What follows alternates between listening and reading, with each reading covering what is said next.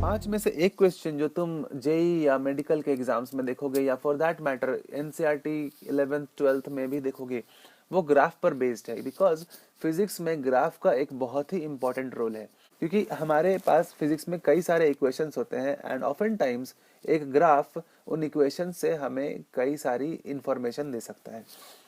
तो let's see कि क्या क्या बातें हैं ग्राफ के बारे में जो इम्पोर्टेंट है और हमें जाननी चाहिए। सबसे पहले, ग्राफ होता क्या है? तो बहुत सिंपल सी बात है, graph is nothing but a drawing. ये एक ड्राइंग है, पर ये कोई भी ड्राइंग नहीं है। हम बस मिक्की माउस का फोटो बनाकर नहीं बोलेंगे कि I have drawn a graph. What is a graph? Graph एक ड्राइंग है दैट शोज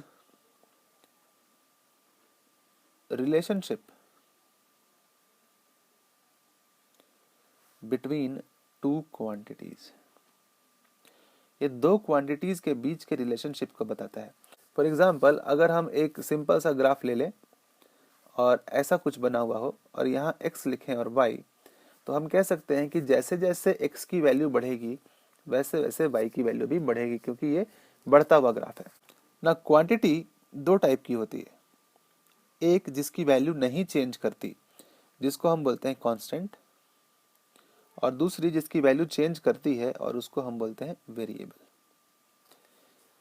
कांस्टेंट का एग्जांपल में 4 आ गया, -2 आ गया, 0 एटसेट्रा। ये 0 हमेशा 0 रहेगा, उसकी वैल्यू कभी चेंज नहीं करेगी। वेरिएबल्स में हम लोग ले सकते हैं x, y, z etcetera.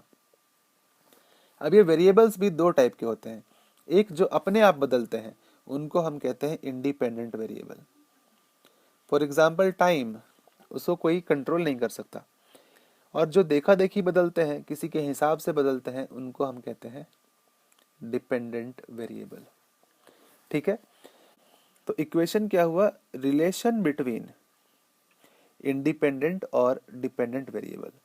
Relation between I for independent and D for dependent variables. पर यही बात तो हम ग्राफ के लिए भी कह रहे हैं।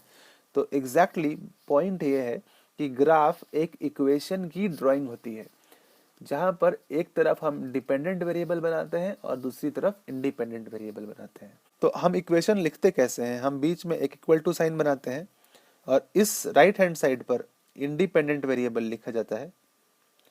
इंडिपेंडेंट वेरिएबल का कोई फंक्शन होगा और लेफ्ट हैंड साइड पर डिपेंडेंट वेरिएबल होता है। और इसी चीज की जब हम ड्राइंग बनाते हैं तो उसको हम कहते हैं एक ग्राफ है।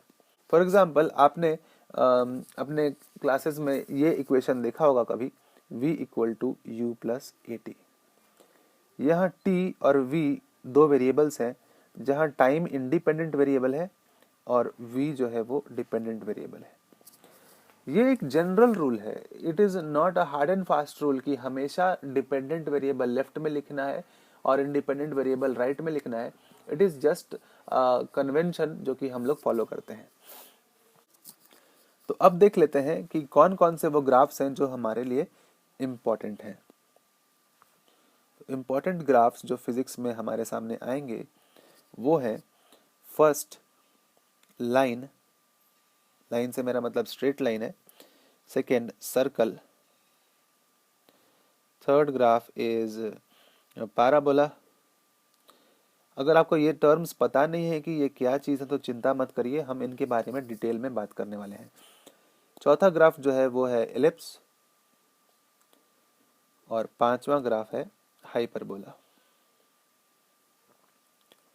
ये बहुत ही कॉमन ग्राफ्स हैं मैथ्स में, और हमारे लिए अच्छी बात क्या है कि फिजिक्स में जो ग्राफ्स बनते हैं वो काफ़ी सिंपल ग्राफ्स होते हैं। तो इसलिए इन सिंपल ग्राफ्स को अगर हम अच्छी तरह से कर लें तो फिजिक्स में हमें काफ़ी हेल्प मिलती है।